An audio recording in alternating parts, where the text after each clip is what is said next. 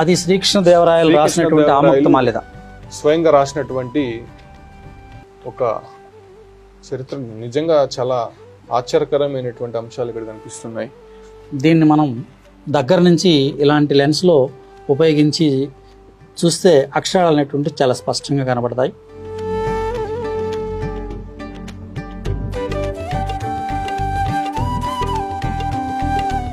ఎప్పటికప్పుడు దీన్ని మీరు పరిశీలిస్తుంటారు సార్? ఎట్లా?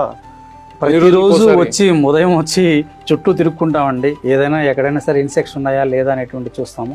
టెంపరేచర్ సరిగ్గా ఉందా లేదా చూసుకుంటాము. ఆ తర్వాత ఒక్కొక్క ప్రక్రియలో ఈరోజు ఇన్ని తాళపత్రాలు శుభ్రపరచాలనుకున్నప్పుడు మా వాళ్ళు వాటిని శుభ్రపరిచేస్తారు. అదేవిధంగా వాటిని డిజిటలైజ్ చేసి అక్కడ పెట్టేస్తాం. స్కాలర్స్ కానీ మేము కానీ ఈ తాళపత్రాల్లో ఏదో ఒక తాళపత్రాన్ని బాగున్నటువంటి దాన్ని ఎంచుకొని దాన్ని ఎత్తి రాసుకొని ఛందస్సు అటువంటివన్నీ కూడా సరిచూసుకొని అలాంటి గ్రంథాలని ముద్రించి సమాజానికి అందిస్తూ ఉంటాం. సిపి బ్రౌన్ లాంటి వాళ్ళు రాసినటువంటి లేదా పరిష్కరించినటువంటి హితోపదేశం, ఆముక్తమాల్యదకు వచ్చినటువంటి 8 రకాలైనటువంటి వ్యాఖ్యలు, నరపింగళ శకున శాస్త్రము, అలాగే సంకీర్తనలకు సంబంధించి, శతకాలకు సంబంధించి రకరకాలైనటువంటి గ్రంథాలని ఇప్పటికే ప్రాచ్య పరిశోధన సంస్థ 52 గ్రంథాలని ప్రచురించింది. ఈ సంస్థలో జరుగుతున్నటువంటి లేకపోతే వేరు వేరు ప్రాంతాల నుంచి రాసినటువంటి మంచి పండితులు రాసినటువంటి వ్యాసాలని ఓఆర్ఐ జర్నల్ పేరుతోటే మనం ప్రచురిస్తూ ఉన్నాం. సంస్కృతము, తెలుగు, ఇంగ్లీషు 3 భాషల్లో ఈ జర్నల్ అనేటువంటిది ప్రచురించబడుతూ ఉంటుంది.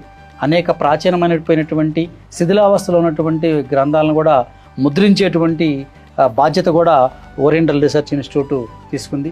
ఇందాక మనం చూసినటువంటి తాళపత్ర గ్రంథం ఇలా పుస్తక రూపంలోకి వస్తే ఇలా ఉంటుంది. దాన్ని అందరూ చదవలేరు.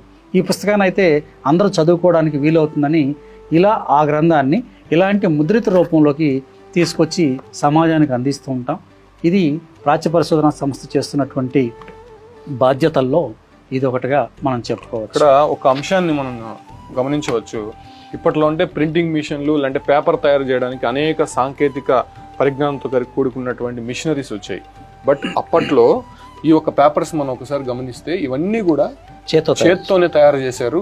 పైగా ఈ లైన్స్ ఏవైతే ఉన్నాయో అవన్నీ కూడా క్యారెట్ అదేవిధంగా బీట్రూట్తో ఆ రంగులతో వచ్చినటువంటి విధంగా దీన్ని బార్డర్ కూడా వేయడం జరిగింది. దాంతోపాటు కూడా ఇక్కడ రాసినటువంటి వాళ్ళంతా కూడా పూర్వీకులు దాన్ని కూడా వీళ్ళు ఇక్కడ తెచ్చి భద్రపరిచినటువంటి పరిస్థితి. సార్ ఏంటి సార్ పేపర్ ఏంటి చేత్తో చేయడం ఏంటి? కొంత ఆశ్చర్యంగా. అంటే ఈ రోజు మనకి రకరకాలైనటువంటి యంత్రాలు వచ్చాయి, కానీ అదివరకు ఏంటంటే ఈ వెదురు అలాంటి వాటి గుజ్జు ఉంటుంది కదా, ఆ గుజ్జునంతటిని కూడా పలసగా చేసి మనం ఇప్పుడు ఏ విధంగా అయితే పూతరేకులు ఉన్నాయి అలాగ ఉంటున్నాయో అలాగ మొత్తం అంతా కూడా కానీ ఒక చాప మీద పలచటి పొరలాగా చేసి వాటన్నిటిని ప్రెజర్వ్ చేసి అట్టే ఒక కొద్ది రోజులు ఉంటే ఇలాంటి రూపంలోకి వస్తాయి. దీన్ని హ్యాండ్ మేడ్ పేపర్ అంటారు, లేదా చేతితో తయారు చేసినటువంటి కాగిత ప్రతి. ఈ టెక్నాలజీ ఆ తర్వాత ఇది వచ్చినటువంటి సాంకేతిక పరిజ్ఞానం. ఇప్పుడు మనకి ముద్రణ సౌకర్యాలు అనేటువంటి వచ్చాయి కాబట్టి వీటితోటి అవసరాలు అనేటువంటివి లేకుండా పోయాయి. సార్ ఇది ఈ యొక్క ఓఆర్ఐ ఎన్ని సంవత్సరాల నుంచి ఉంది సార్? నిజంగా 400 సంవత్సరాల నుంచి ఇవన్నీ కూడా మీరు భద్రపరుస్తున్నారు. ఎప్పటి నుంచి దీన్ని కాపాడుకుంటూ వస్తున్నారు? 1956 నుంచి శ్రీ వెంకటేశ్వర విశ్వవిద్యాలయంలో కాపాడుకుంటూ ఉన్నాం. 75 సంవత్సరాలు గడిచిపోయింది. రకరకాలైనటువంటి పెద్దవాళ్ళు, వేటూరు ప్రభాకర్ శాస్త్రి గారు లాంటి దగ్గర నుంచి మానవల్లి రామకృష్ణ కవి గారు కావచ్చు, అలాగే రాళ్లపల్లి అనంతకృష్ణ శర్మ గారు కావచ్చు, శంకర్ నారాయణ గారు కావచ్చు, ఆ తర్వాత జీరెడ్డి చెన్నారెడ్డి గారు కావచ్చు, ఇలాంతా ఉద్దండ పండితులండి. కుర్తాళం పీఠాధిపతులు లాంటి వాళ్ళకి వెళ్ళి వీళ్ళు సంస్కృత విద్యాభ్యాసం చేపించి వచ్చినటువంటి మహామేధావులు. ఎందుకంటే తెలుగు వేదానికి సంబంధించినటువంటి బుక్ కూడా మన ఓఆర్ఐ ప్రచురించింది. ఆముక్తమాల్యదకు సంబంధించి ఇంకొక వ్యాఖ్య ఇది.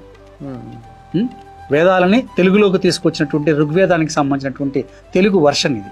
చాలా వరకు జర్నల్స్ కూడా వచ్చినట్టున్నాయి. 64 జర్నల్స్ వచ్చాయి. ఇది ఇంకొకటి ఆముక్తమాల్యదకు సంబంధించినటువంటి వ్యాఖ్య. తెలుగులో ఉన్నటువంటి అత్యంత ప్రౌఢమైనటువంటి ప్రబంధాల్లో ఇది ఒకటి. దీన్ని అర్థం చేసుకోవడం అనేటువంటిది చాలా కష్టం కాబట్టి దీనికి చాలామంది వ్యాఖ్యలు రాశారు. వాటన్నిటిని కూడా మన ప్రాచ్య పరిశోధన సంస్థ ప్రచురించింది. అలాగే మన దగ్గర త్రిపిటకాలకు సంబంధించినటువంటివి కూడా ఉన్నాయండి.